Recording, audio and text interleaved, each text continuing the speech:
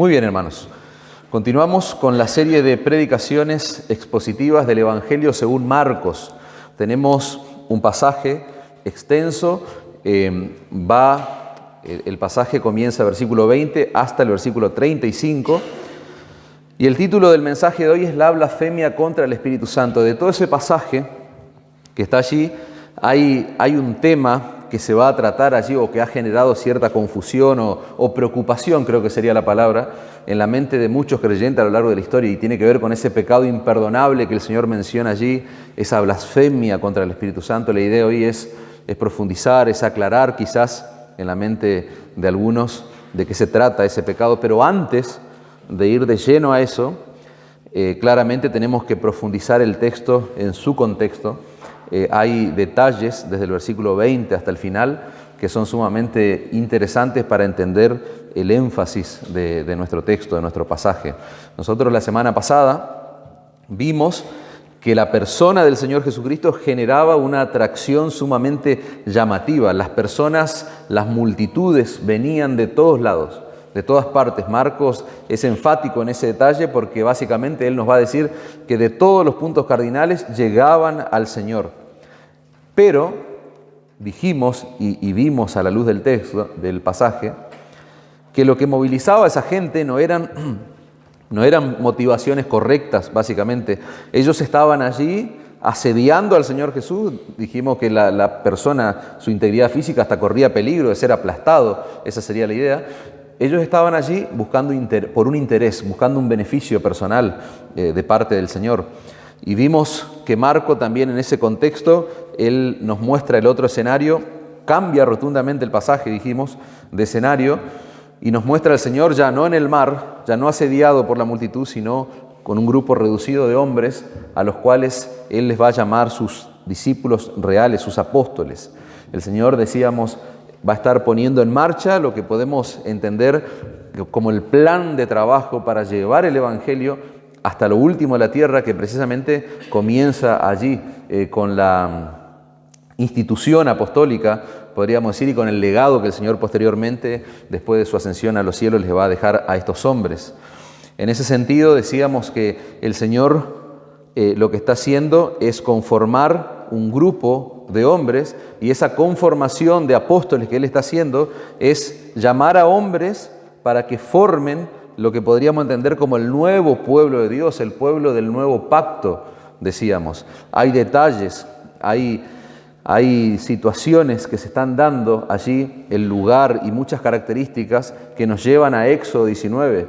Y veíamos esa analogía cuando el Señor le está hablando a Israel. Bueno, el Señor, decíamos la semana pasada, está formando un nuevo Israel en ese momento, en ese monte en el que se encuentra con sus discípulos. Estos hombres, vimos a la luz de Efesios capítulo 2, versículo 20, iban a colocar el fundamento de la iglesia. Eso fue a grandes rasgos todo lo que vimos la semana pasada y hasta ahí quedamos. Y lo que ahora vamos a ver del Evangelio según Marcos es que Marcos nos va a mostrar básicamente tres tipos de escenario donde una vez más el Señor va a recibir una serie de confrontaciones, pero en el escenario final Marcos nos va a mostrar a Cristo siendo reconocido como Rey, como Señor, como Dios. Vamos a leer el versículo 20 de nuestro capítulo 3.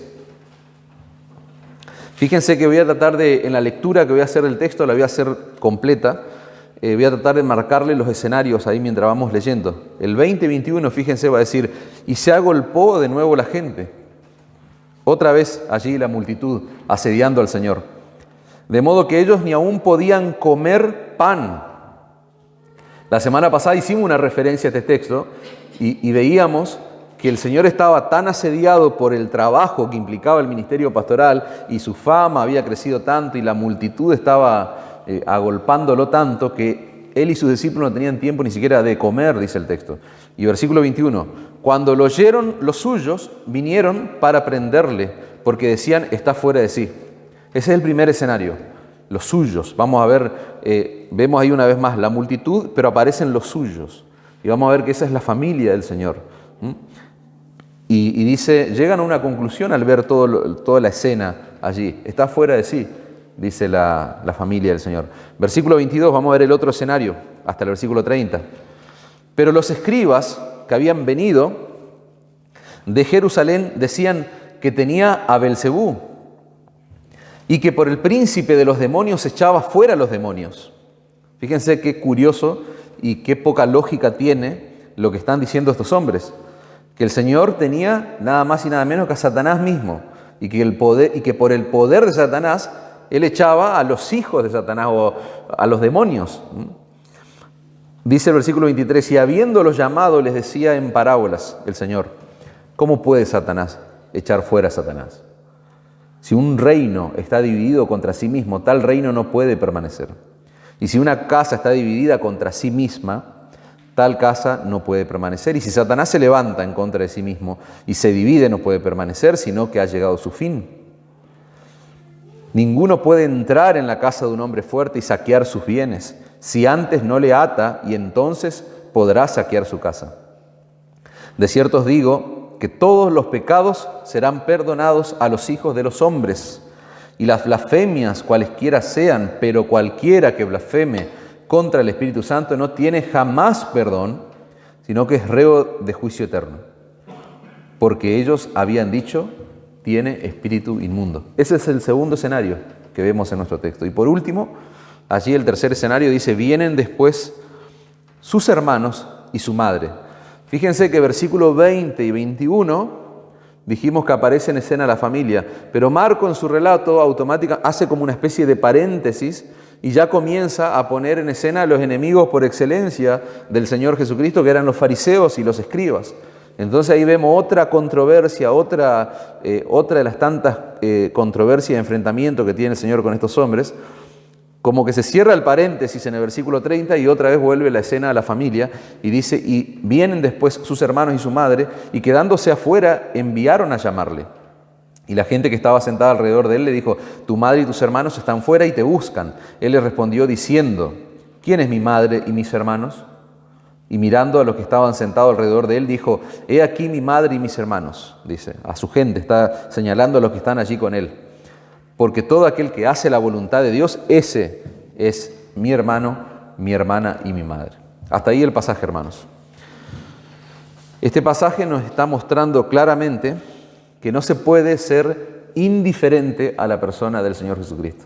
Cuando nosotros vemos esta serie de escenarios que involucra a la familia y a los enemigos de Él, ¿no es cierto?, y a la multitud que lo está siguiendo y a su grupo de discípulos, ese grupo más íntimo del Señor, claramente nosotros aprendemos que nadie puede ser indiferente a su persona. Marcos, al igual que todos los otros evangelios que fueron escritos para mostrarnos precisamente que el Señor Jesucristo, primero y principal, no estaba fuera de sí, como el rótulo que le están poniendo a Él. El Señor está recibiendo el adjetivo de loco. Vamos a profundizar ahora sobre esa expresión. Los evangelios, hermanos, fueron escritos básicamente para demostrarle a cualquier persona que Jesucristo no era ningún loco, no era ningún mentiroso, ningún estafador, ningún curandero o milagrero, y mucho menos, como dicen estos hombres necios, un endemoniado o alguien que actúa bajo el poder de Satanás. Los evangelios son claros en mostrarnos, y Marco lo es especialmente, en que el Señor Jesucristo era nada más y nada menos que el mismo Hijo de Dios, ese Mesías profetizado en el Antiguo Testamento y que vino, como va a decir allí en el corazón de Marcos 10:45, que Él vino a dar su vida en rescate por muchos. Eso es lo que va a decir Marco en el desarrollo de su evangelio. Pero este pasaje, puntualmente, hermanos, como les dije al principio en la introducción, vamos a ver tres opiniones. Verso 20 y 21, su familia lo identifica como alguien que está fuera de sí, que está loco.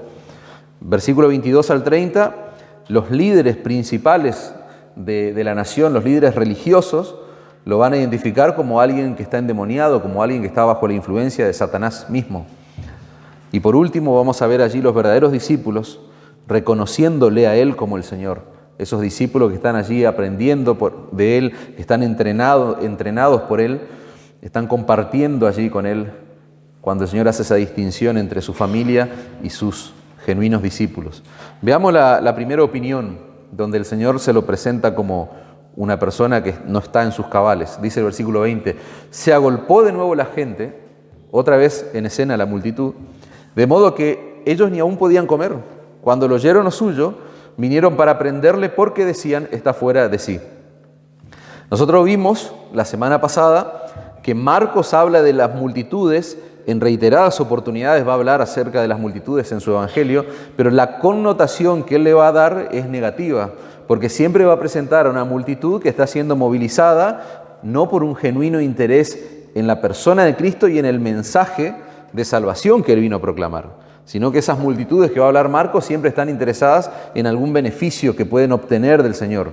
Al punto, multitudes tan egoístas o egocéntricas, podríamos decir, que ni siquiera les importaba si el Señor podía comer o no, si el Señor y sus discípulos podían alimentarse o no, como dice el texto, no tenían tiempo ellos para alimentarse porque estaban atendiendo a la gente. De hecho, dijimos la semana pasada que la integridad física corría peligro, el Señor podía ser aplastado, decíamos. ¿Y qué es lo que plantea Marco? Cuando la familia se entera, porque la familia no estaba ajena al auge, a la fama del Señor. Ustedes piensen en este escenario, hermanos. El Señor Jesucristo durante 30 años va a estar con su familia y podríamos, no sé si la palabra se aplica, pero podríamos decir que Él está en el anonimato, como quien dice. Y a partir de esa edad, Él va a tener 3 años y medio intensos, que van a ser los 3 años de su ministerio. O sea, como que la familia estaba normalmente en una situación normal hasta que de repente Jesús comienza a trabajar, comienza a crecer en su fama, la gente lo empieza a conocer y dice el texto que la familia oyendo esto, o sea, cuando oyeron lo suyo, o sea, cuando empezaron a escuchar todo lo que estaba haciendo Jesús, todo lo que le estaban haciendo y las confrontaciones que él estaba recibiendo también, que estaba siendo acusado, pero a la vez estaba siendo sanado, se había entregado a una vida que tenía básicamente que ver con resolver las necesidades de las personas, etcétera, etcétera, a expensas de sus propias necesidades. Cuando la familia escucha esto, ellos llegan a una conclusión, y es la que vemos en el texto. Cuando oyeron los suyos, dice, vinieron para prenderle, y ahora vamos a hablar de esa palabra. ¿Por qué? Porque decían que estaba fuera de sí. Esa expresión, lo suyo, como les dije antes, es la familia inmediata del Señor Jesucristo.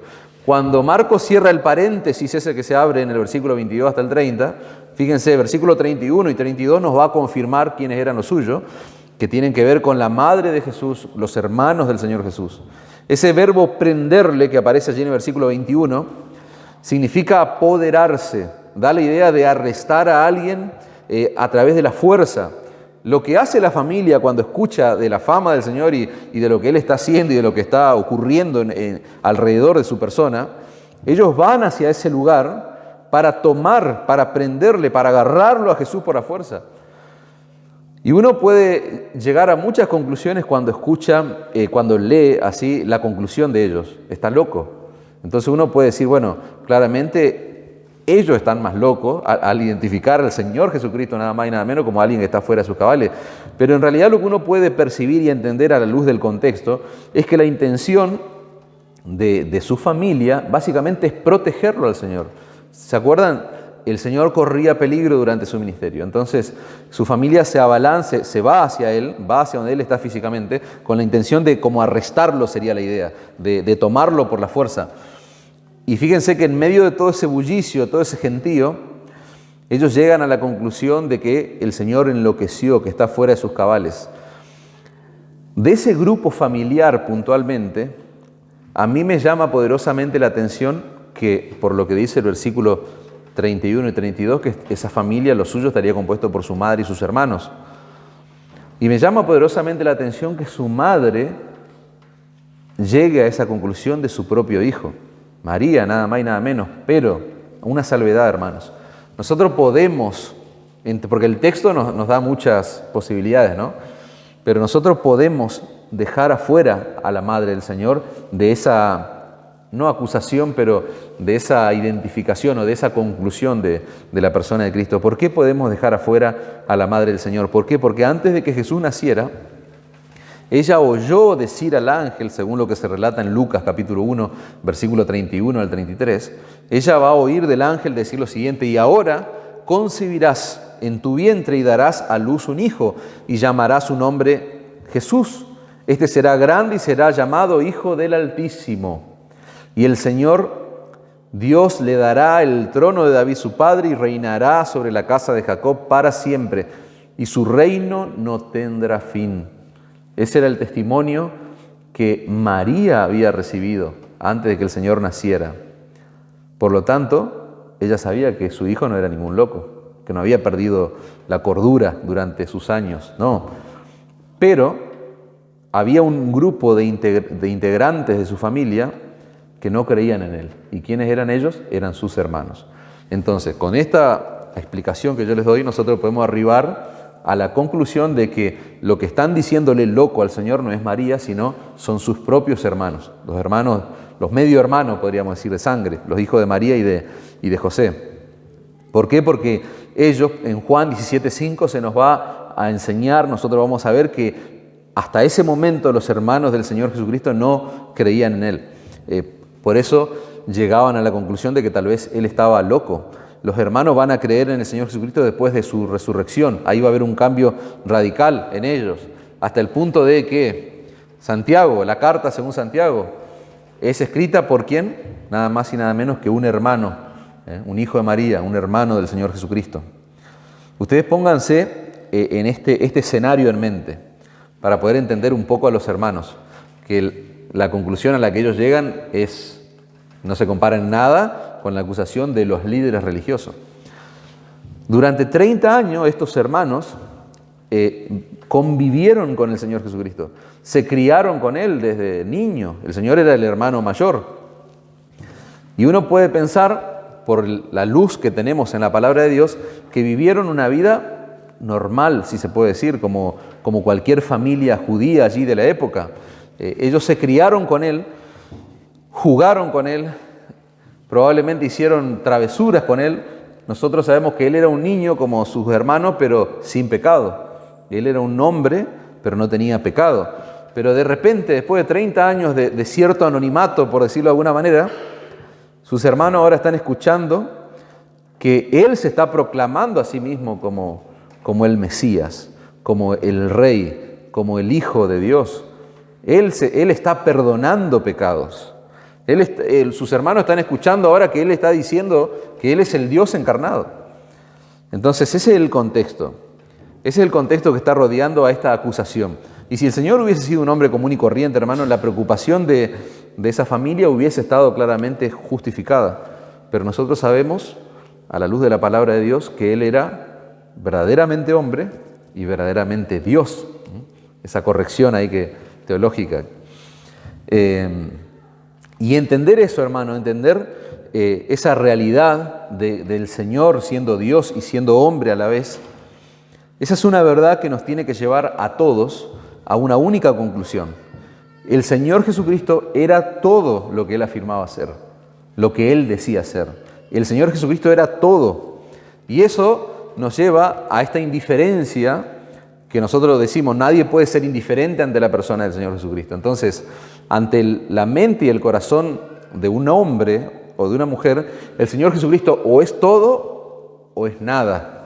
No se puede encasillar, o es Dios o no es nada. O es un loco, o vaya a ser y todas las cosas que seguramente se le ha dicho al Señor. Pero esa es una verdad que confronta nuestra mente, hermanos. Durante el ministerio terrenal del Señor Jesucristo, Él tuvo que enfrentar la oposición de su propia familia. ¿Por qué? Porque claramente su familia representó una oposición en este momento de su ministerio. Y cuando nosotros vemos eso en el texto bíblico, en cierta manera eso debe traer consuelo a nuestra mente, debe traernos paz a nuestro corazón. ¿Por qué? Porque el Señor entiende perfectamente lo que muchos discípulos suyos, muchos seguidores suyos padecen en sus familias. ¿Por qué? Porque muy probablemente también nosotros en nuestras familias tenemos oposición por seguir a Cristo, por creer en Cristo. Muy probablemente sufrimos rechazo de nuestra propia familia por nuestra fe. El Señor claramente va a decir en Mateo capítulo 10, versículo 34, que Él iba a ser motivo de división en la familia, en el seno familiar de sus seguidores. ¿Y por qué iba a ser motivo de división el creer en el Señor Jesucristo? Por el tipo de lealtad que Él requiere de sus seguidores. Por el tipo de lealtad, hermano, que Él requiere. Va a decir Mateo capítulo 10, versículo 34, no penséis que he venido para traer paz a la tierra. No he venido para traer paz, sino espada, porque he venido para poner disensión al hombre contra su padre, a la hija contra su madre, a la nuera contra su suegra, y los enemigos del hombre serán los de su propia casa. El que ama padre o madre más que a mí no es digno de mí, el que ama hijo o hija más que a mí no es digno de mí, y el que no toma su cruz y sigue en pos de mí no es digno de mí. El que haya su vida la perderá, y el que pierda su vida por causa de mí la hallará. ¿Te das cuenta cuáles son las demandas que el Señor impone sobre los suyos? No impone, sino que que se presupone ya, por el hecho de ser un seguidor de Cristo, el tipo de lealtad que el Señor requiere. Y si vos estás sufriendo o estás padeciendo en tu familia por causa del Evangelio, lo que nos dice el texto es que el Señor nos entiende a la perfección. ¿Por qué? Porque Él sufrió lo mismo. Él sufrió oposición de su propia familia. Él lo sabe por esa experiencia que Él tuvo como verdaderamente hombre en este mundo. Pasemos al versículo 22. Quisiera que veamos el otro escenario donde los líderes religiosos de Israel dicen que el Señor está actuando bajo el poder mismo de Satanás. Dice el versículo 22, pero los escribas que habían venido de Jerusalén decían que tenía a Belcebú y que por el príncipe de los demonios echaba fuera los demonios. Fíjense lo absurdo de la acusación que estos hombres están haciendo sobre la persona del Señor. Así como los familiares vinieron de aprenderle, dice el texto, a llevarlo, a tomarlo por la fuerza, dice Marcos que los escribas vinieron o bajaron, podríamos decir, de Jerusalén. Y este tipo de acusación no tenía otro objetivo más que destruir el ministerio, destruir el trabajo que el Señor Jesucristo estaba haciendo. Los escribas, la acusación no venía de gente común y corriente, venía nada más y nada menos que de los escribas y de los fariseos. Nosotros ya hemos hablado mucho acerca de estos hombres. Nosotros sabemos, o deberíamos saber, que este tipo de personas eran las personas más influyentes en términos religiosos sobre la nación hebrea. ¿Por qué? Por el conocimiento que ellos tenían de las Escrituras del Antiguo Testamento. Eran lo que podríamos decir los teólogos más reconocidos, los teólogos de renombre dentro del pueblo judío. Ellos estaban en Jerusalén, dice Marcos que vienen de Jerusalén. Y en Jerusalén estaba lo que nosotros entendemos como el centro de adoración de Israel, estaba toda la vida religiosa de la nación. Y eso le daba a estos hombres prestigio. O sea, que si ellos están diciendo semejante cosa, debe ser cierta, debe ser verdad. En el pasaje paralelo, que se encuentra allí en Mateo capítulo 12, versículo 22, hay un detalle que Marco no lo va a mencionar, pero Mateo sí lo menciona, y va a decir Mateo capítulo 12, versículo 22, entonces fue traído a él, al Señor, en ese momento, en ese contexto, un endemoniado, ciego y mudo, y le sanó, de tal manera que el ciego y mudo veía y hablaba. Eso es lo que está ocurriendo. Uno ve allí la escena con sus familiares y ya vemos el salto a esta acusación. De fondo está ese milagro que el Señor había hecho allí en presencia de toda esta gente. El Señor acaba, según lo que dice Mateo, de sanar a un endemoniado, ciego y mudo. ¿Y quiénes observaron? ¿Quiénes estuvieron presentes ahí en ese lugar? Los escribas y los fariseos. Ellos fueron testigos de semejante milagro. Y ellos sabían que ese milagro no era imposible negarlo. Ellos no podían decir, no, es un farsante, o no, en realidad hizo un truco, o lo que fuese, no. El milagro era tan evidente para estos hombres que ellos no podían negar. Entonces, ¿qué hicieron para destruir y desacreditar al Señor Jesucristo? Cometieron dos acusaciones gravísimas. La primera, dicen que está poseído por Belcebú, es decir, está poseído por el diablo. Y la segunda acusación que vemos en el texto, que era por medio del poder del diablo que Jesús hacía precisamente los milagros. Ellos no están negando los milagros, sino que le están atribuyendo al poder que hay detrás de su milagro como el poder mismo de Satanás, incluyendo el hecho de expulsar demonios. ¿Por qué? Porque el Señor había un mudo que estaba endemoniado, dice. Nosotros vamos a hablar ahora, porque el pasaje central allí acerca de la blasfemia contra el Espíritu Santo está más adelante, y ahora vamos a ver que este pecado gravísimo está asociado con esta acusación que el Señor está recibiendo. Esa blasfemia contra el Espíritu Santo, vamos a ver que está íntimamente vinculada con este tipo de acusación que están haciendo estos hombres. Ellos no pueden negar el milagro que están presenciando, pero tampoco quieren reconocer la divinidad del Señor Jesucristo. No quieren reconocerlo a Cristo como Señor. No quieren someterse a su autoridad. Entonces lo que hacen, lisa y llanamente, es cometer una de las terribles blasfemias. Marcos 3, versículo 23. Y habiéndolos llamado, el Señor los llama, les decía en parábolas: ¿cómo puede Satanás echar fuera a Satanás? Si un reino está dividido contra sí mismo, tal reino no puede permanecer, dice el texto.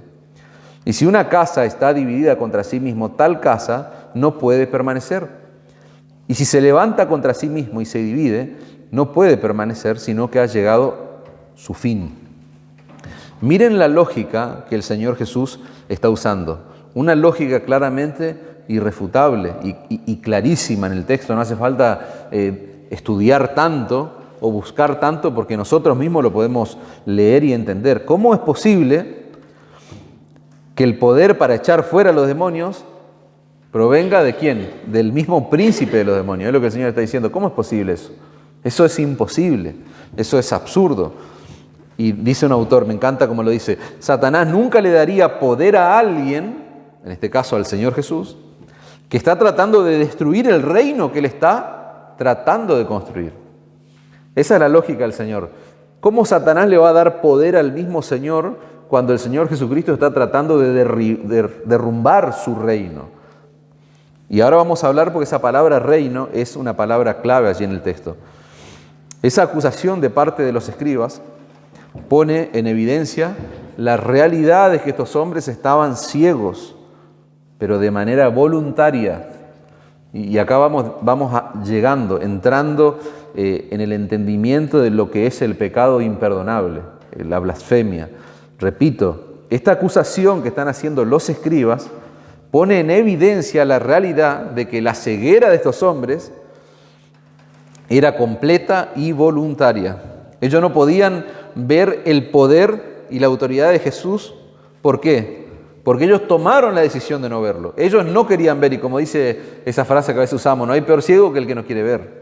Ellos no querían ver la autoridad y el poder del Señor. El Señor, cuando habla en términos de reino, lo que Él está haciendo es reconocer en cierta manera que Satanás está construyendo un reino. Esa parábola, el Señor no lo está contando como una historia. No, hay una verdad profunda de fondo, y es que Satanás está construyendo un reino de confusión, un reino de caos, un reino de maldad, un reino donde el hombre permanezca en un estado de esclavitud continua, sometido a Satanás. Un reino que impide, hermanos, lisa y llanamente, y si lo podemos resumir, un reino que impide el avance del Evangelio. Lo que iban a hacer esos milagros era confirmar la identidad del Señor. Todo lo que estaba ocurriendo estaba confirmando su identidad. Y dijimos, hay un plan que se tiene que llevar a cabo, y hay esos 12 hombres, sobre ellos recae ese gran legado, y estos hombres aparecen como la máxima autoridad religiosa en la nación, y ahora están identificando al Señor con el mismo Satanás. Y eso sin duda tenía que ver con atentar contra el avance del Evangelio, contra el avance del Evangelio del reino de Dios, podríamos usar esa palabra. Entender eso que yo le estoy diciendo, entender lo que están haciendo estos hombres en el contexto de nuestro pasaje, no es extraño para nosotros, o no debiera ser extraño para nosotros. ¿Por qué? Porque nosotros vivimos, hermano, y quiero aplicar el texto en este momento, nosotros vivimos en una nación, en un contexto de país donde los gobernantes que nosotros tenemos, o donde los líderes ya sean religiosos o políticos. En este caso eran líderes religiosos.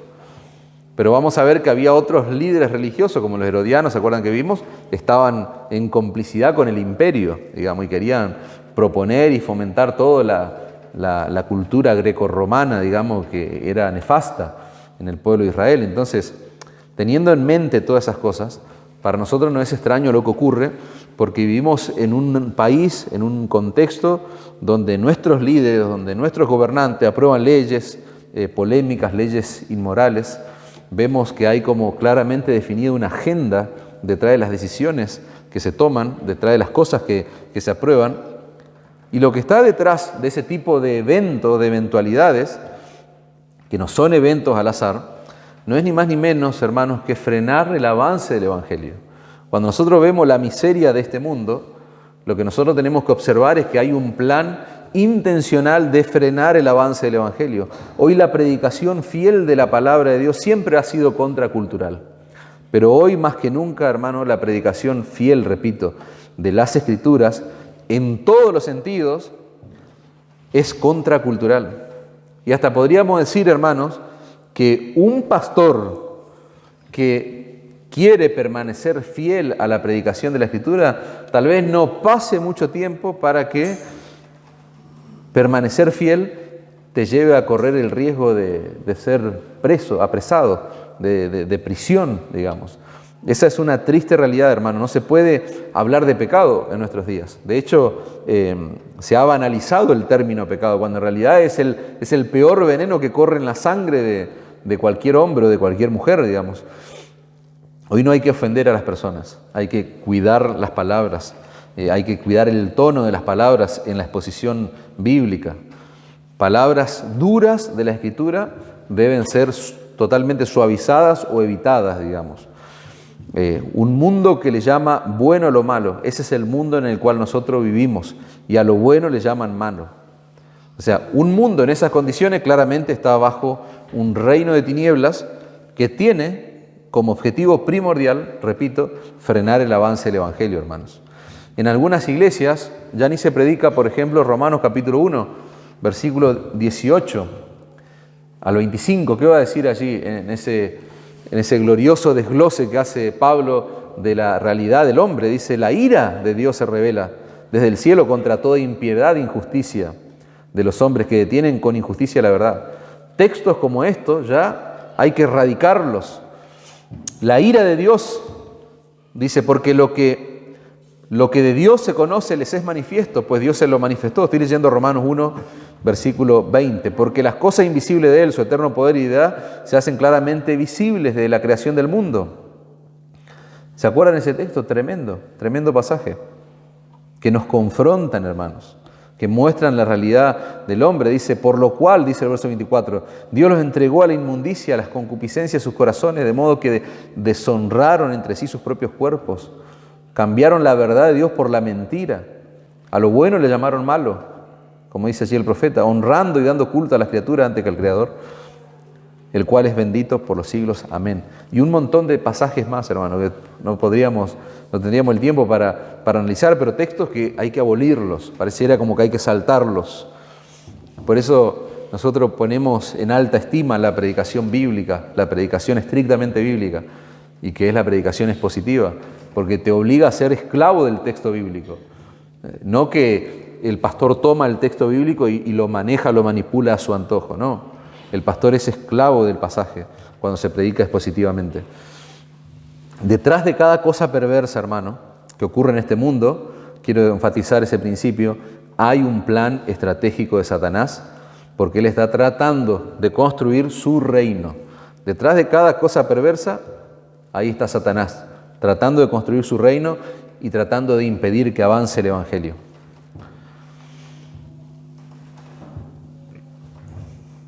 Y por lo que dice el Señor, en la lógica que Él está usando, de ninguna manera el diablo mismo va a atentar contra su propio reino.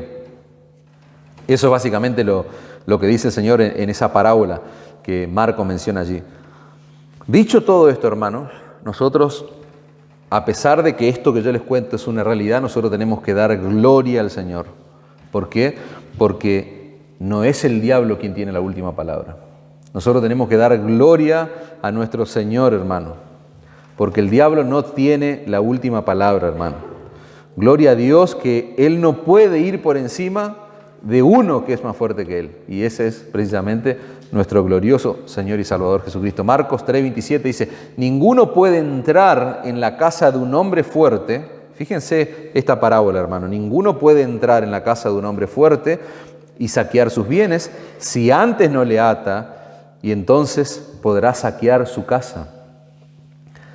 Ese es un pasaje esperanzador para el creyente, hermano. ¿Por qué? Porque es real que estamos en un contexto complejo, caótico, donde los gobernantes, los líderes hacen y deshacen, y todo eso vemos que obedece a una agenda, a un plan en particular. Pero este pasaje nos trae esperanza a los creyentes, hermanos. Satanás es el hombre fuerte de esa parábola que el Señor menciona. Es el hombre fuerte que tiene un montón de seres humanos allí cautivos en su reino de pecado, en su reino de tinieblas. Pero fíjense, el Señor Jesucristo en nuestro texto se está presentando como aquel que invade la casa del hombre fuerte. ¿Para qué? Primero le ata, dice, y empieza a saquear sus bienes. El Señor es el que está invadiendo la casa de ese hombre fuerte. O sea, el que está atando y que está saqueando los bienes es más fuerte que el hombre de esa casa. El Señor Jesucristo entra a la casa del hombre fuerte, que es Satanás. Y la pregunta es cómo el Señor entra a la casa, cómo entra Él en ese reino. Bueno, el Señor Jesucristo entra en la casa del hombre fuerte al penetrar en nuestra historia, hermano, al entrar, al ingresar, al introducirse, decíamos allí en el capítulo 1 de Marcos, si mal no recuerdo, cuando se introduce en la historia de la humanidad, cuando Dios, el mismo Dios, se hace hombre en la persona de Cristo. Él está penetrando en la casa del hombre fuerte, Él está entrando en un reino de tinieblas que está bajo la influencia de Satanás. Pero dice la parábola que le ató y empieza a saquear sus bienes. El Señor Jesucristo ató a Satanás, venció, decíamos en la oración inicial, a través de su muerte, a través de su resurrección, de tal manera que Él ahora es el glorioso Señor y Salvador, que puede tomar de ese reino a los que Él quiere tomar. Y nosotros somos testigos de eso, porque antes estábamos bajo ese reino. O sea, antes éramos esclavos mismos de Satanás, estábamos en tiniebla, éramos enemigos de Dios, dice la Escritura. Éramos hijos de ira, dice la palabra de Dios. Pero gloria a Dios que Cristo se introdujo en ese reino y nos sacó. Eso es lo que hace el Evangelio, hermano, en nuestros días. Está ganando terreno en un mundo de tinieblas, trayendo a quienes, a pecadores miserables, a la luz del Evangelio. Y me encanta decir esto. El Señor toma de ese reino a los que Él quiere tomar. Y si el Señor te tomó de ese reino, gloria a Dios por tu vida. Tenemos que dar gloria a Dios, hermano. Nuestro bendito Señor y Salvador es mucho más fuerte que el hombre fuerte de ese reino de tinieblas. Por eso es esperanzador. Por eso cuando nosotros vemos la miseria, cuando nosotros vemos el contexto en el que vivimos, nosotros tenemos que llenarnos de esperanza. ¿Por qué? Porque nosotros estamos del lado del vencedor, estamos del lado del que es más fuerte. Él venció en la cruz del Calvario, hermano. ¿Para qué? Para que hombres y mujeres como nosotros, pecadores, miserables, que estábamos cautivos de Satanás, fuésemos liberados de las garras de Satanás. Cuando el Señor colgaba allí de la cruz, hermano, lo que parecía una terrible derrota para el Hijo de Dios, fue en realidad una victoria aplastante contra Satanás y sus huestes espirituales de maldad, contra Satanás y su imperio del mal, hermano. Eso es lo que Pablo va a decir allí en Colosenses, en capítulo 1, versículo 12. Fíjense lo que Pablo le va a decir a los creyentes. Con gozo, ¿qué es lo que tenemos que hacer los creyentes? Con gozo debemos dar gracias al Padre que nos hizo aptos para participar de la herencia de los santos en luz. Tiene que haber gozo, dice Pablo, en los creyentes. Tienen que dar gracias a Dios porque fueron aptos, no merecedores, no dignos. Nosotros no somos dignos, pero somos aptos por la gracia de Dios, dice, para participar de la herencia de los santos en luz, el cual nos ha librado de la potestad de las tinieblas. Fíjense, y trasladado al reino de su amado Hijo. O sea, nosotros tenemos que dar gracias, tenemos que estar gozosos, siempre. ¿De qué? De que el Señor nos trasladó de ese reino de tiniebla en el cual vivíamos, nos trasladó al reino, dice su amado Hijo, en quien tenemos redención por su sangre, el perdón de nuestros pecados. ¿Se acuerdan lo que decíamos semanas atrás? El móvil debe ser ese, el perdón de tus pecados. Lo que debe movilizar a una persona para ir en pos de Cristo es precisamente el perdón de sus pecados, no el interés personal como las multitudes que nosotros vemos en el Evangelio. Gloria al Señor, hermanos, que Él venció allí en la cruz. En completa debilidad, el Señor venció el poder de Satanás. Nosotros tenemos libertad por medio de su muerte. El Señor venció, decíamos, en debilidad, muriendo en la cruz, para luego reinar en poder al resucitar de los muertos. Fíjense en Juan capítulo 12, versículo 31, horas antes de la crucifixión del Señor. Miren lo que Él va a decir, versículo 31 del capítulo 12. Ahora es el juicio de este mundo. Ahora el príncipe de este mundo será echado fuera. Ahora, minutos antes de ser crucificado, el príncipe de este mundo va a ser vencido, va a ser derrotado, sería la idea. Y yo, si fuere levantado de la tierra, a todos atraeré a mí mismo. Y decía, Juan dice, agrega esta aclaración, y decía esto dando a entender de qué muerte iba a morir. Lo que parecía una derrota, hermano, enfatizo este principio, lo que parecía una derrota para Jesús en realidad fue una victoria aplastante sobre el reino de las tinieblas. Y si vos sos creyente, si vos sos un genuino creyente, vos estás disfrutando, debieras estar disfrutando de la victoria de Jesús. El hombre, decíamos recién, el hombre más fuerte en nuestra parábola, ese es el hombre que está de nuestro lado y nos está sosteniendo, nos está preservando para el día final, para el día en que nos vamos a encontrar con Él, hermanos. Ese hombre fuerte nos está dando gracia, esa gracia que nosotros necesitamos para luchar lamentablemente contra el pecado que aún mora en nosotros. Somos pecadores, pero redimidos. El Señor nos salvó y decíamos meses atrás, contemplando a Cristo, es como nosotros, es la forma en que Dios ha determinado para ser santo, cada vez más santo. Contemplando al hombre fuerte, a ese hombre que nos llena de gracia, a Cristo, nuestro glorioso Señor y Salvador. No hay razón, hermano, para vivir en derrota, no hay razón para vivir en temor. ¿Por qué? Porque estamos del lado del vencedor, hermanos. Amén. Que este gobierno, que este mundo haga lo que quiera, aprueben las leyes que quieran. Nosotros estamos en guerra y eso es real, pero estamos del lado de la victoria. Esa es una realidad, hermano, que no debe irse de nuestra mente. Nuestro Señor Jesucristo vino a deshacer las obras del diablo, 1 Juan 3:8. El Señor Jesucristo vino a deshacer las obras del diablo. El poder que Jesús demostró, hermanos, sobre los demonios, al echarlo fuera, cuando el Señor echaba fuera demonios durante los años de su ministerio, eso era un preámbulo, eso era la antesala, podríamos decir. ¿De qué cosa? De la victoria final sobre todos los poderes de las tinieblas. Y esa victoria final, ¿dónde iba a ser llevada a cabo? En la cruz del Calvario, hermano. Iba a sellarse allí. Y iba a haber su consumación final, ¿cuándo? Cuando el Señor regrese en gloria, en su segunda venida, hermanos. Sigamos avanzando, verso 28. Fíjense la acusación de los escribas. Dijimos que era una acusación absurda, era una acusación, era una blasfema claramente, pero era sumamente peligrosa. Y vamos a ver que esto es una advertencia para todos los que estamos expuestos continuamente a la predicación del Evangelio.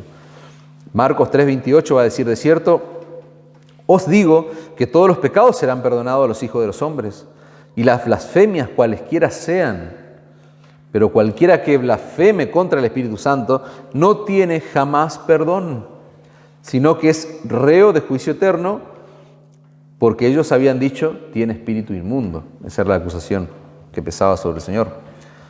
Como dije al principio, hermano, este es un texto que durante muchísimo tiempo tal vez, o durante la historia del cristianismo, ha causado preocupación en la mente de los creyentes. Nosotros cuando nos presentamos ante textos como este nos preguntamos ¿cuál será? ¿O lo habré cometido yo al pecado imperdonable? ¿O cuál será este pecado del cual se menciona acá? La blasfemia, ¿qué entendemos por blasfemia del Espíritu Santo? Pero antes de entrar ahí en ese pecado puntual, yo quisiera que ustedes presten atención al verso 28, donde Marcos dice todos los pecados, todos. Ahí no hay palabra, vieron que siempre decimos, bueno, esa palabra griega significa, acá no hay tecnicismo, hermano, todos es todos. Todos los pecados serán perdonados a los hijos de los hombres. Y la blasfemia, cualesquiera sea. Al escuchar esto tiene que humillar tu corazón. Vos tenés que, en este momento, poder meditar en la gracia de Dios, porque lo que nosotros estamos viendo acá es la gracia de Dios en esta oración, en su máxima expresión, hermanos. Entender que todos los pecados deben ser perdonados, deben llevarnos a mirar a ese Dios de gracia, a ese Dios de amor que se refleja allí en la Escritura, hermano. Dios está dispuesto, dice Marcos, a perdonar cualquier pecado. ¿A quién? A cualquier persona que venga a Cristo en arrepentimiento y fe, sin importar los pecados que haya cometido a lo largo de toda su vida. Y sin importar, dice el texto, cuántas veces haya blasfemado esa persona en contra del nombre de Dios. Eso es lo que está diciendo. Eso es fuerte. ¿Cómo puede ser que yo voy a blasfemar contra el nombre de Dios y después Dios me va a perdonar? Bueno, hasta ese punto llega la gracia de Dios. Y el nombre de Dios es lo más santo, es lo más puro que pueda haber.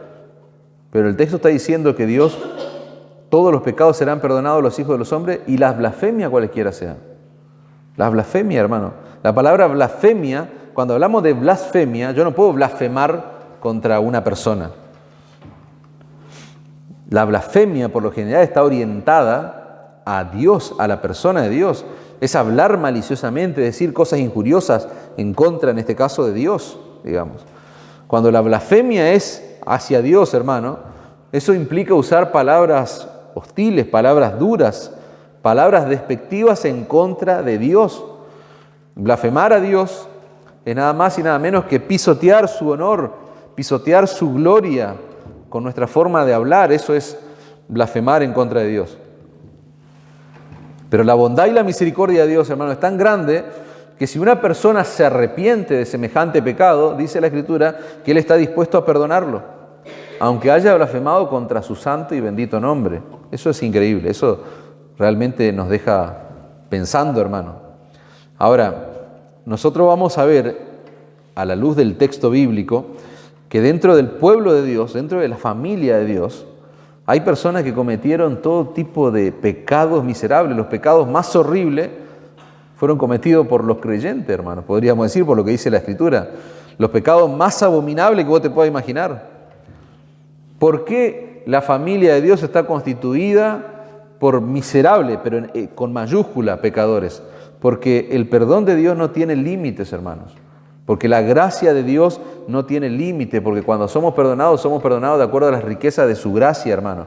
Y su gracia es infinita. Cuando nosotros miramos, por ejemplo, 1 Corintios, capítulo 6, versículo 9, es imposible, decíamos al principio, yo no puedo ignorar la persona de Cristo. Bueno, la palabra de Cristo, la palabra de Jesús, que es la Escritura misma, tampoco puede ser ignorada. No podemos pasar desapercibido un texto como este cuando Pablo, por ejemplo, le dice a los Corintios en el capítulo 6 de la primera carta, versículo 9, ¿no sabéis que los injustos no heredarán el reino de Dios? No erréis. Miren este desglose, hermano. Ni los fornicarios, ni los idólatras, ni los adúlteros, ni los afeminados, ni los que se echan con varones, ni los ladrones, ni los avaros, ni los borrachos, ni los maldicientes, ni los estafadores heredarán el reino de Dios. Y a mí me golpea fuerte esto, hermano, versículo 11. Y esto erais algunos. Pablo está hablando a una iglesia que estaba caracterizada por miserables hombres y mujeres. Esto eran algunos de ustedes. Pero ¿qué pasó con esa gente? Fueron lavados, más ya habéis sido lavados y habéis sido santificados, dice. Habéis sido justificados en el nombre del Señor Jesús y por el Espíritu de nuestro Dios. Estos pecadores habían sido lavados y comprados, hermano, por la sangre de Cristo, pero eran todas estas miserias que se menciona acá. Dentro de la membresía, dice un comentarista, de la iglesia de Corintio había un catálogo variado, dice, de pecadores perdonados por la gracia de Dios, pecadores redimidos por la gracia de Dios. Así es la gracia de Dios, hermano, así es la compasión de Dios. Pensemos por un momento en el que escribe esta carta, porque el que escribe esta carta no se puede escandalizar mucho, que es el apóstol Pablo. ¿Por qué? Porque el apóstol Pablo, miren esto, hermanos, qué curioso, él escribió 13 cartas del Nuevo Testamento.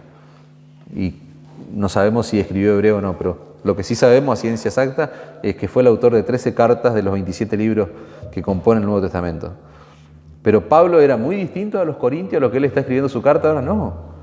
Cuando nosotros leemos y lo hemos estudiado, Hechos capítulo 26, versículo 9, Pablo va a decir, yo ciertamente había creído mi deber hacer muchas cosas en contra del nombre de Jesús de Nazaret.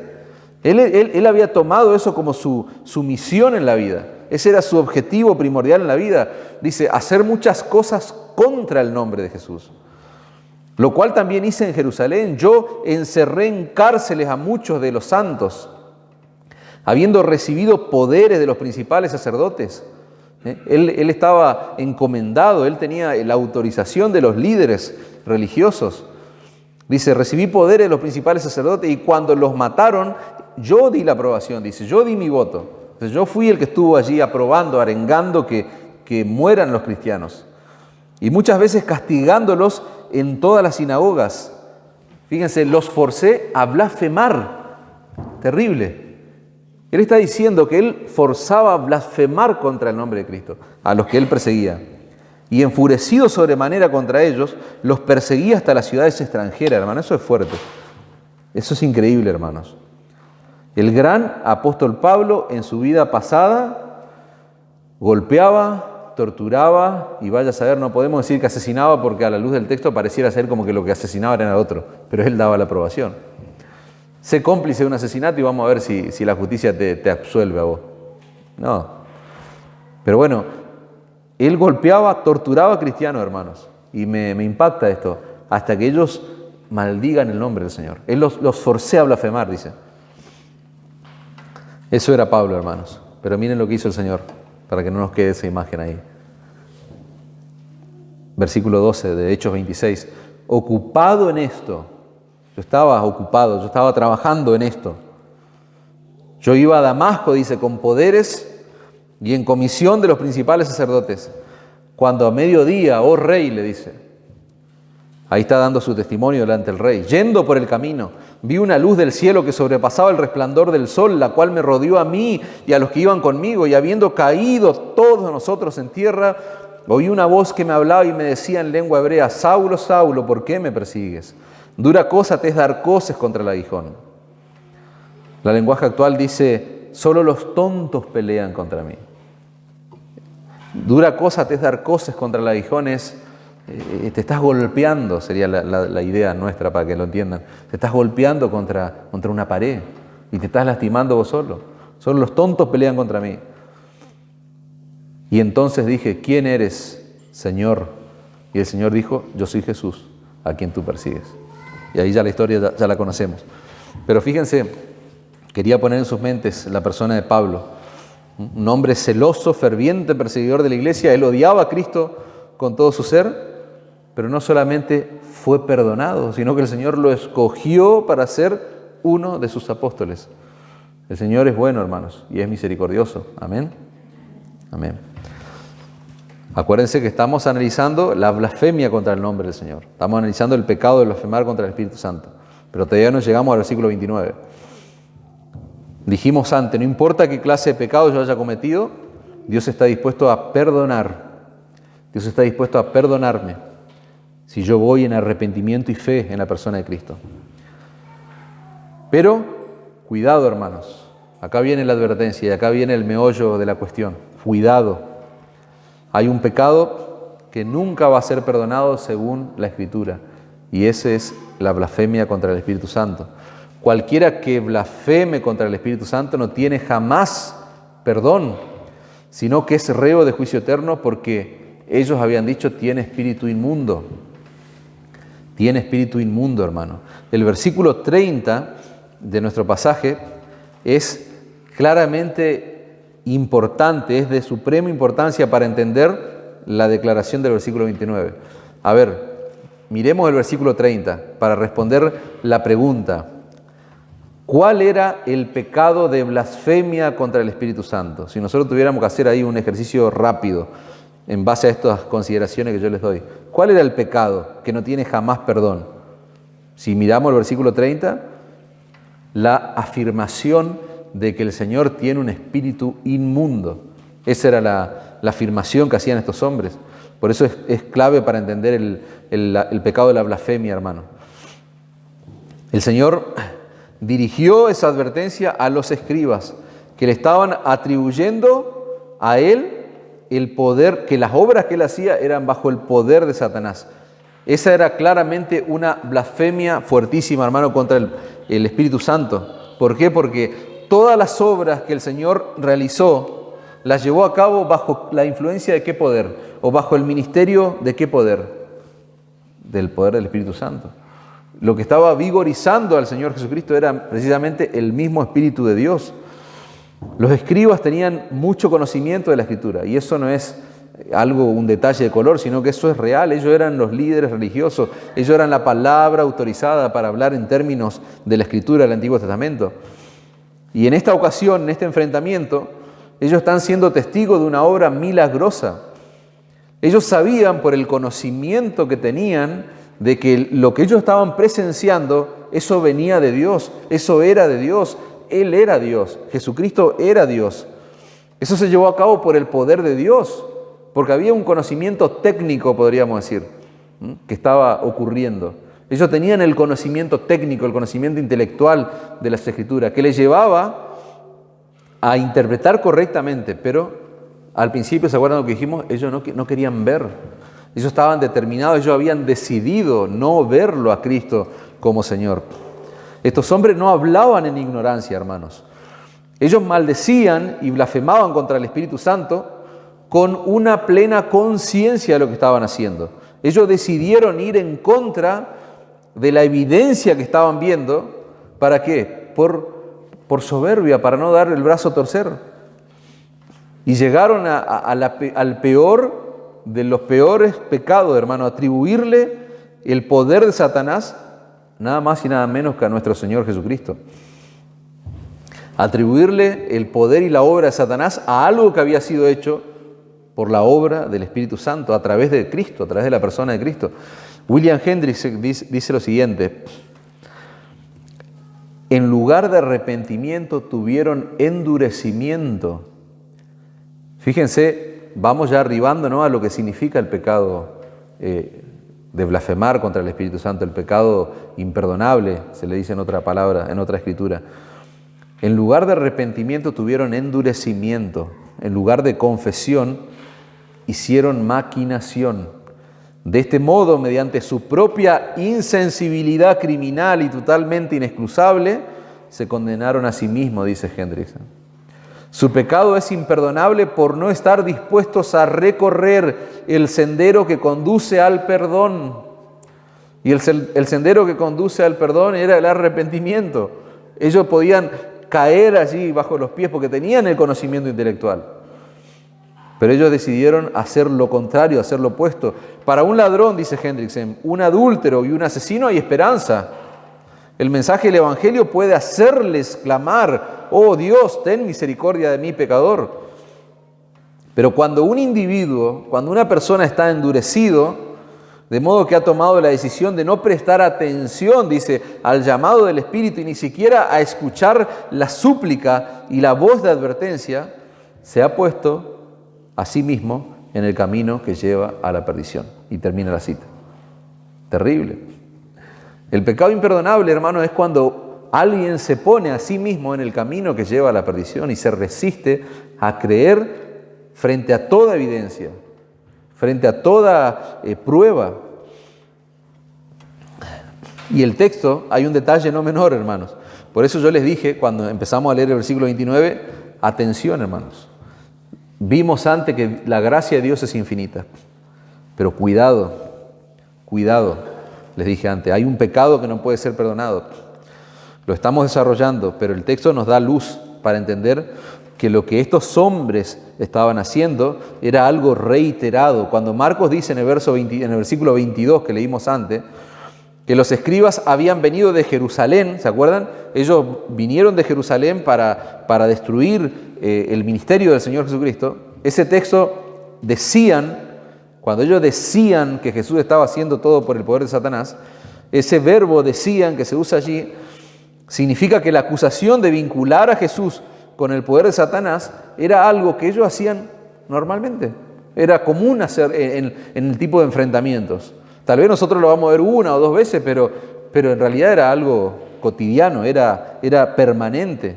No fue que por ignorancia, podríamos decir, en una ocasión, en una eventualidad hicieron semejante cosa. No, era una actitud que ellos habían asumido en completa conciencia, voluntariamente. Ellos, a pesar de la evidencia, a pesar de la prueba, a pesar del conocimiento que tenían, voluntariamente decidían atribuirle al Señor, atribuirle al poder del Espíritu, el poder de Satanás. Estos hombres estaban acusando continuamente al Señor de actuar bajo el poder de Satanás, de manera que ellos continuamente, de manera permanente, habían hecho su forma de vida blasfemar contra el Espíritu Santo. Y lo terrible de este pecado, hermanos, dice el Señor, que la blasfemia contra el nombre de Dios, vimos, tal vez puede ser perdonada, la blasfemia contra el Hijo, dice el texto, puede ser perdonada, pero de ninguna manera la blasfemia contra el Espíritu Santo. Este pecado coloca al hombre en una condición en la que ya es imposible arrepentirse. ¿Por qué? Porque el Espíritu Santo es el que abre los ojos del pecador. El Espíritu Santo es el que produce en el pecador arrepentimiento y fe. Y cuando una persona decide voluntariamente, de manera continua, permanente, ir en contra de toda evidencia y endurecer continuamente su corazón contra la obra del Espíritu Santo, esa persona está cerrando toda posibilidad de experimentar el verdadero arrepentimiento, hermano, sin el cual no hay salvación. La salvación es imposible para una persona que verdaderamente no se arrepintió de sus pecados y puso su fe en Cristo. Si tuviéramos que resumir, podríamos decir que el pecado imperdonable es la incredulidad voluntaria. La incredulidad voluntaria. John Piper dice, el pecado imperdonable de la blasfemia contra el Espíritu Santo es un acto de resistencia en el que se menosprecia al Espíritu Santo tan gravemente que Él se retira para siempre con su poder y convicción, para que ese pecador nunca sea capaz de arrepentirse. Cuando alguien es entregado, dice, a un entendimiento entenebrecido. Si vos te estás angustiando al escuchar todas estas cosas, si vos decíamos al principio, mucha gente se pregunta, o esto es una angustia, o es una preocupación. Bueno, dice un autor, eso es señal de que nunca cometiste el pecado, la blasfemia contra el Espíritu Santo. Si hay angustia, si hay preocupación. Muy bien, hermanos, para ir arribando al final. Versículo 31. Vimos el escenario donde los familiares pensaban que el Señor estaba loco. Vimos el escenario donde los escribas lo están acusando de estar endemoniado, de estar actuando bajo el poder de Satanás. Pero dentro de la multitud, hermanos, como dijimos la semana pasada, había un grupo de personas que por la gracia y la misericordia de Dios, ellos habían claramente reconocido a Cristo como el Señor de sus vidas. Estaban con Cristo, permanecían con Él. Retoma Marcos el texto donde habla de sus familiares. Dice, vienen después de sus hermanos y su madre. Y quedándose afuera enviaron a llamarle, y la gente que estaba sentada alrededor de él dijo, tu madre y tus hermanos están fuera y te buscan. Él le respondió diciendo, ¿quién es mi madre y mis hermanos? Y mirando a los que estaban sentados alrededor de él, los que estaban con él, sus discípulos, he aquí mi madre, estos son mi madre y mis hermanos, dice. Porque todo aquel que hace la voluntad de Dios, ese es mi hermano, mi hermana y mi madre. Fíjense, Marcos lo que está haciendo es retomar la historia que había quedado en el versículo 21, 22, cuando los familiares vienen a buscarlo, a aprenderlo, dijimos que es la palabra que se usa allí. Ellos no ingresan a donde está el Señor, sino que están allí afuera y lo mandan a llamar a través de las personas que estaban allí. Ese es el testimonio del Evangelio. Y fíjense, mi madre y mis hermanos son los que están acá. Esta es mi familia, los que hacen la voluntad, dice el Señor, de Dios. Y para aclarar e ir al principio, ya hermano, fundamental por amor al tiempo. Jesús no está diciendo de ninguna manera que la forma de llegar a ser parte de su grupo íntimo, a ser parte de la familia de Dios, podríamos decir, es a través de la obediencia a su Padre. Eso no es lo que está diciendo el Señor, porque nosotros podemos leerlo y nuestra mente automáticamente arriba a esa conclusión. Bueno, sino que es a través de la fe y el arrepentimiento. Nosotros eso lo sabemos, a través del arrepentimiento y la fe, una persona viene a formar parte del reino de Dios. Esa es la manera en la que uno se incorpora a la familia de la fe, cuando se arrepiente y cree en Cristo como Señor y Salvador. Nosotros cuando empezamos a estudiar el Evangelio de Marcos en el capítulo 1, versículo 14, nosotros vimos a Jesús allí predicando en Galilea el Evangelio del reino de Dios y diciendo, el tiempo de Dios se ha cumplido. El reino de Dios se ha acercado. ¿Qué decía el Señor? Arrepentidos y creed en el Evangelio. Esa es la forma en la que uno se incorpora a la familia de Dios. Esa es la demanda, dice un autor, para entrar al reino de Dios, pero de ninguna manera es la obediencia. Esos son obras, ¿no es cierto? Pensar que uno a través de la obediencia, eso es pensar que uno puede ganarse tal vez la salvación por obra. Lo que el Señor está enseñando allí en Marcos es que la evidencia de que una persona realmente se ha arrepentido y ha creído en Él es el hecho de que ahora hace la voluntad de Dios. Ahí está la distinción. ¿Y cómo ejecutamos nosotros? ¿Cómo llevamos adelante la voluntad de Dios? ¿De manera perfecta? No, lamentablemente. Pero sí estamos llamados a hacerlo de manera sincera, de manera honesta.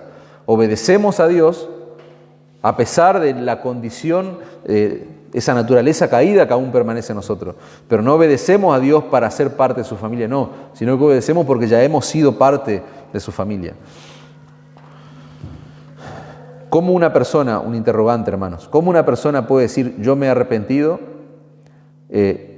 y permanece en una vida de pecado, sigue viviendo en pecado? ¿Cómo puede decir eso? ¿O cómo una persona puede decir yo he confiado en Cristo para la salvación, pero sigue confiando en sí mismo o en cualquier cosa de este mundo? Esos son los interrogantes, las preguntas que podemos hacernos. Dice Hendriksen, la fe y el arrepentimiento es lo que nos abre la puerta para entrar en el reino, y eso se evidencia a través de la obediencia. La obediencia no es lo que origina nuestra relación con Dios, sino la fe. Pero la obediencia es una señal de que hemos creído. Ahí está la distinción, hermano. No somos salvos por obedecer. No somos parte del reino de Dios, de la familia de Dios por obedecer. Pero obedecemos porque hemos sido aceptados. Yo ponía una ilustración acá, se me venía a la mente esta forma de ilustrarlo. Los que somos padres tal vez pueden entender, aunque no todos los padres entienden esto. Nuestros hijos no obedecen para ser amados y aceptados. Si vos tenés hijos, no podés pretender de ninguna manera que tu hijo te obedezca para ser amado. Y vos tenés que hacerle saber eso a tu hijo, de que insistimos con la obediencia, pero no porque nosotros los vamos a amar más o los vamos a aceptar más. Ellos deben obedecer porque ya son amados y aceptados. Esa es la distinción. Por eso es que nuestros hijos deben obedecernos. Por supuesto, lo primordial es que Dios manda que obedezcan. Entonces, si formamos un hogar cristiano, nuestros hijos deben entender eso, lo que Dios ordena en su palabra. Pero ellos deben entender también que deben obedecer porque son amados y aceptados. Lo mismo que pasa en la vida cristiana. Yo no obedezco para ser más amado por Dios. Al contrario, obedezco porque fui muy amado, fui abundantemente amado.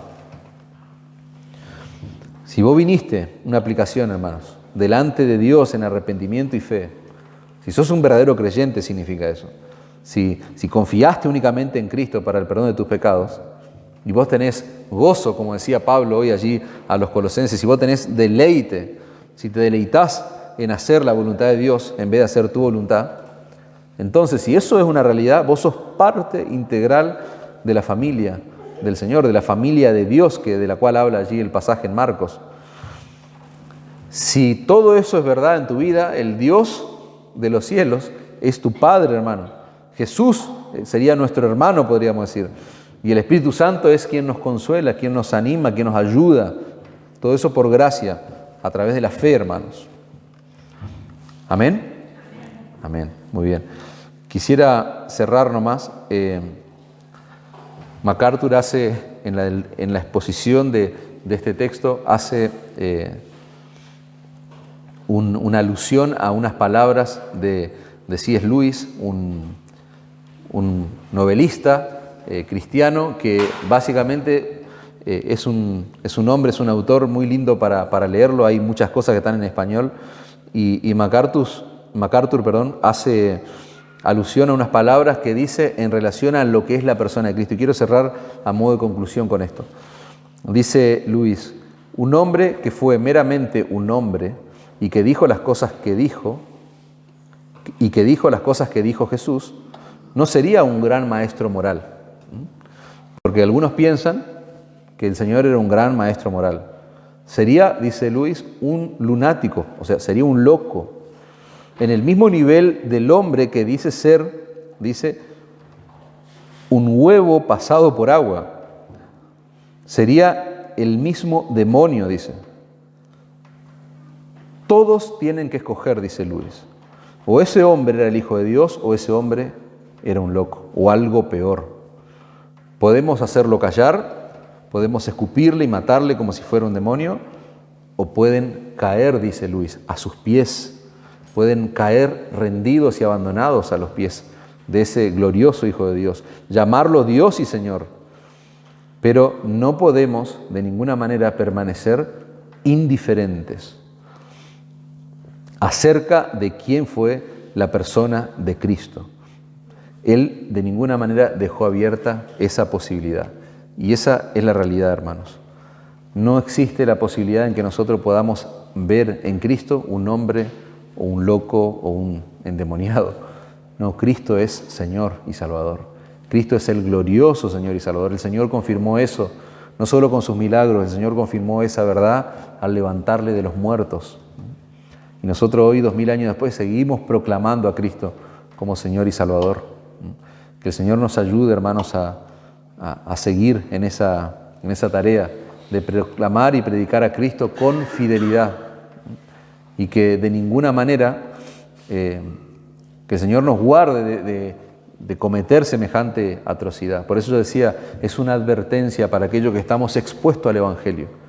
Por eso nunca vamos a dejar de proclamar el Evangelio aún a los creyentes, porque estamos llamados a examinarnos seriamente, a predicarnos el Evangelio y a proclamarlo desde el púlpito, a los cuatro vientos, porque es lo que necesitamos.